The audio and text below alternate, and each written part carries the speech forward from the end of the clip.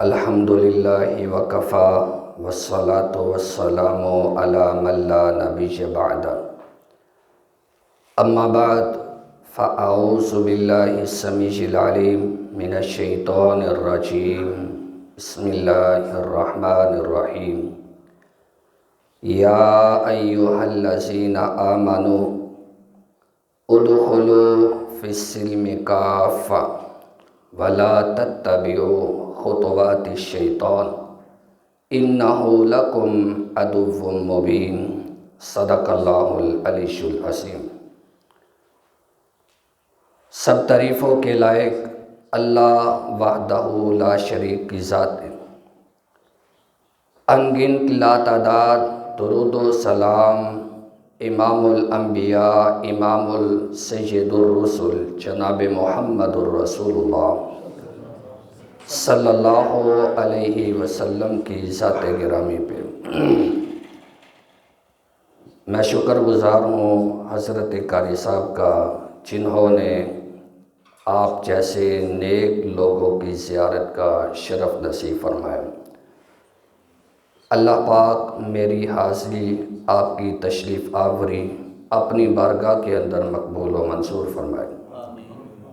تو میں چند منٹ اپنی گفتگو کر کے اجازت چاہوں گا۔ مالک کائنات نے اس آیت مبارکہ کے اندر یہ ارشاد فرمایا، اللہ فرماتے ہیں یا ایھا الذین آمنوا، اے ایمان کا دعویٰ کرنے والوں، ادخلوا فی السلم کافہ، اسلام کے اندر پورے کے پورے داخل ہو جاؤ، ولا تتبعوا خطوات الشیطان، شیطان کے پیچھے نہ چلو، اس کی پیروی نہ کرو، انہ لکم عدو مبین، یقیناً وہ تمہارا کھلم کھلا دشمن ہے۔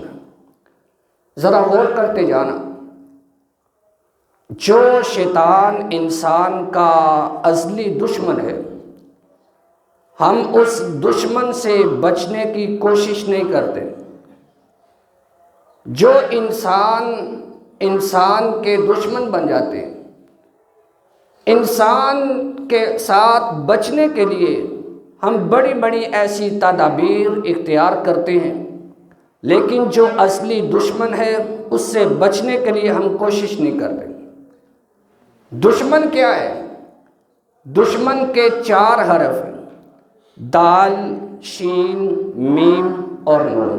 چاروں حرفوں کو ملا کر ایک لفظ بنتا ہے دشمن، اور یہ چاروں ہی انسان کے دشمن ہیں۔ دال سے دنیا، دنیا انسان کے دشمن ہے۔ شین سے شیطان، شیطان بھی انسان کا دشمن ہے۔ میم سے مال، یہ مال جو انسان کماتا ہے وہ بھی انسان کا دشمن ہے۔ اور چوتھا حرف ہے نون، نون سے انسان کا اپنا نفس، یہ بھی انسان کا دشمن ہے۔ حضرات، اسی لفظ پہ بات کر کے اپنی بات کو ختم کرتا ہوں۔ یہ جو لفظ دشمن ہے، اس کا پہلا حرف ہے دال، دال سے دنیا، دنیا انسان کے دشمن ہے۔ آپ کہیں گے کہ مولانا صاحب دنیا جو ہے انسان کی کیسے دشمن ہو سکتی ہے، جبکہ دنیا کے اندر انسان کھاتا ہے، پیتا ہے، سوتا ہے، جاگتا ہے، کام کاج کرتا ہے، معاملات طے کرتا ہے، یہ کیسے انسان کی دشمن ہو سکتی ہے؟ اس کی ایک مثال ہے کہ آپ اپنے دوست کے ساتھ کسی ایسی جگہ جاتے ہیں اور وہ دوست آپ کی آنکھوں پر کپڑا باندھ دیتا ہے، پٹی باندھ دیتا ہے، اور ایسی جگہ پر آپ کو لے کر جاتا ہے جہاں آپ گمان بھی نہیں کر سکتے، آپ کے علم کے اندر نہیں، آپ اس جگہ کو جانتے ہی نہیں، وہاں جا کر آپ کو چھوڑ کر آ جاتا ہے۔ آپ نہ آگے جا سکتے ہیں نہ پیچھے آ سکتے ہیں، کیونکہ آپ کو اس چیز کا علم ہی نہیں ہے۔ آپ بتائیے کہ یہ دنیا جو ہے یہ انسان کی خیر خواہ ہوئی یا پھر دشمن؟ انسان کی دشمنی ہے۔ یہ ایک مثال دی ہے، بیسیوں ایسی مثالیں جو بیان کی جا سکتی ہیں کہ دنیا جو ہے یہ انسان کی دشمن ہے۔ اور دوسرا حرف ہے شین۔ شین سے شیطان، جو آیت مبارکہ دوسرے پارے کے اندر سورۃ البقرہ میں جو پہلے تلاوت فرمائی، یا ایھا الذین آمنوا، اے ایمان کا دعویٰ کرنے والوں، ایماندار لوگوں کو مالک کائنات نے مخاطب کی ہے، فرمایا ادخلوا فی السلم کافہ، اسلام کے اندر پورے کے پورے داخل ہو جاؤ، ولا تتبعوا خطوات الشیطان، شیطان کے پیچھے نہ چلو، کیوں؟ انہ لکم عدو مبین، اس لیے کہ شیطان جو ہے تمہارا کھلم کھلا دشمن ہے۔ تو یہ جو اصلی دشمن ہے انسان کا، اس دشمن سے ہمیں بچنا چاہیے۔ اس دشمن سے بچنے کی جو تدابیر ہیں، جو ہمیں قرآن نے بیان فرمائی، نبی علیہ السلام کے فرامین نے ہمیں بیان فرمائی، ہمیں اس پر عمل کرنا ہوگا، قرآن پر بھی، حدیث پر بھی۔ پھر ہم انسان جو ہیں، یہ شیطان جو ہمارا اصلی دشمن ہے، اس دشمن سے ہم بچ سکتے ہیں۔ حضرات، ہمیں اپنے دشمن کو پہچان کر اس سے بچنے کی کوشش کرنی چاہیے۔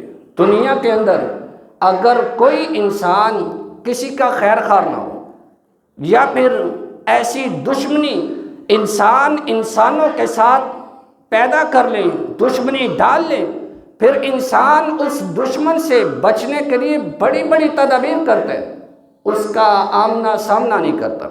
کئی ایسی تدابیر جو دشمن سے بچنے کے لیے انسان اختیار کرتا ہے، لیکن جو شیطان اصلی ہمارا دشمن ہے، اس دشمن سے ہم بچنے کے لیے کوشش نہیں کرتے۔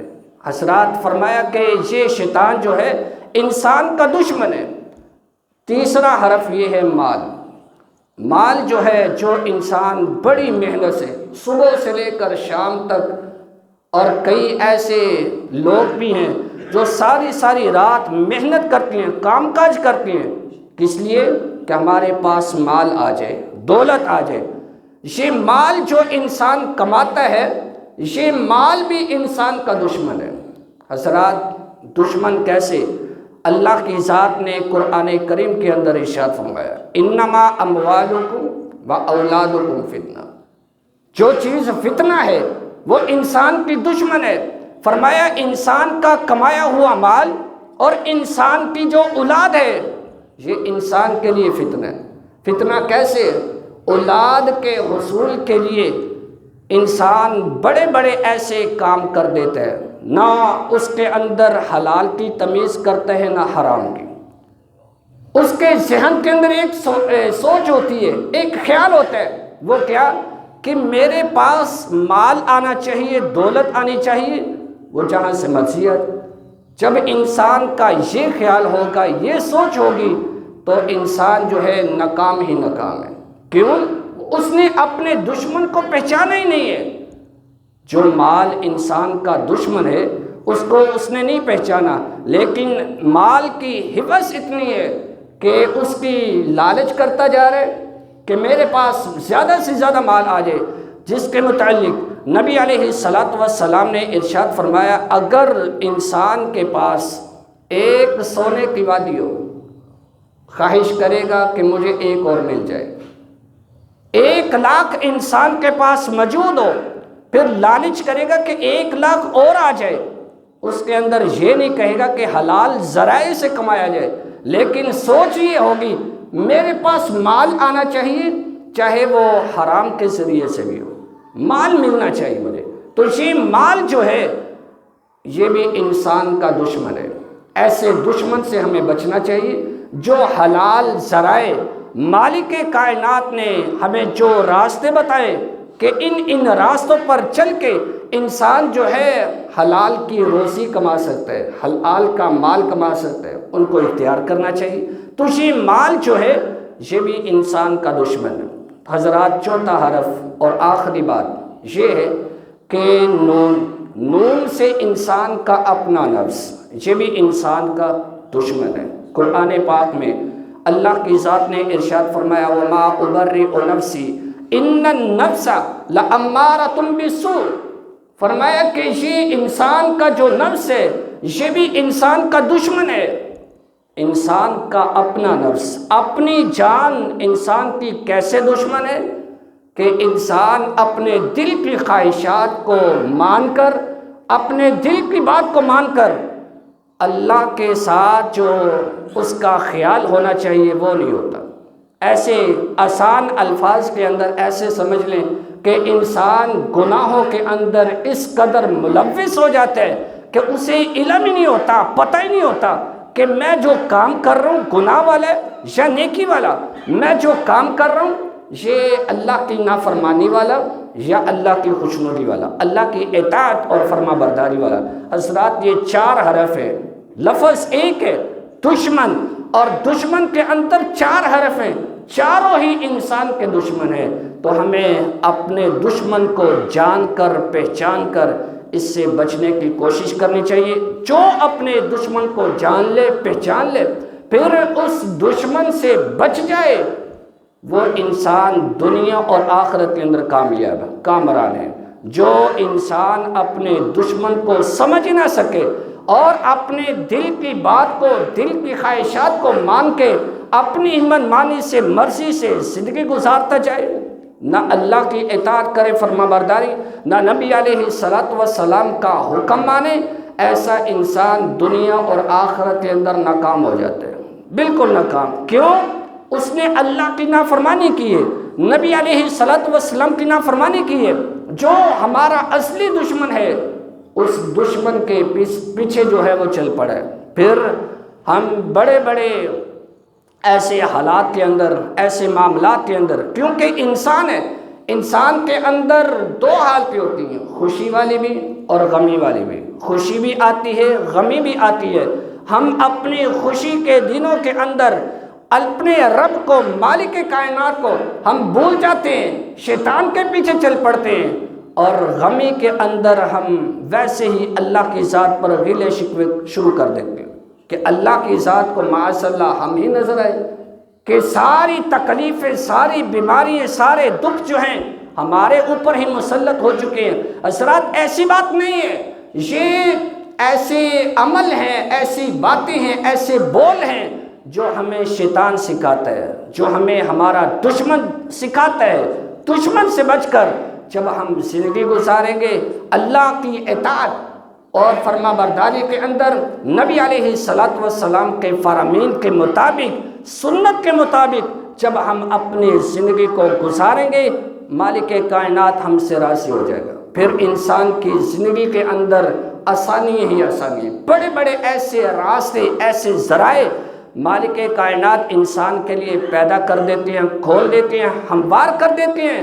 انسان سوچ بھی نہیں سکتا کہ میرا کام جو ہے اس قدر اتنی جلدی، اتنی آسانی سے ہو جائے گا۔ حضرات پیچھے کیا ہے کہ اللہ کی اطاعت کی، اللہ کی فرما برداری کی، نبی علیہ السلام کی سنت پر عمل کیا، آپ کی بات کو مانا، پھر اس کے مطابق زندگی گزاری، پھر ہم کامیاب ہوتے ہیں۔ تو ہمیں اپنے دشمن کو جان کر، پہچان کر اس دشمن سے ہمیں بچنا چاہیے۔ اور یہ ایسا شیطان ہے کہ جس نے ہمارے بابا جان حضرت آدم علیہ السلام کو جنت سے نکالا، جو ہمارے باپ کا سکا نہیں ہے وہ ہمارا سکا کیسے ہوگا؟ تو اس لیے دشمن سے بچا جائے، اللہ کی اطاعت اور فرما برداری کی جائے، نبی علیہ السلام کے نقش قدم پر چلا جائے۔ اللہ پاک مجھے اور آپ کو اس پر عمل کرنے کی توفیق عطا فرمائے۔ وما علینا الا البلاغ۔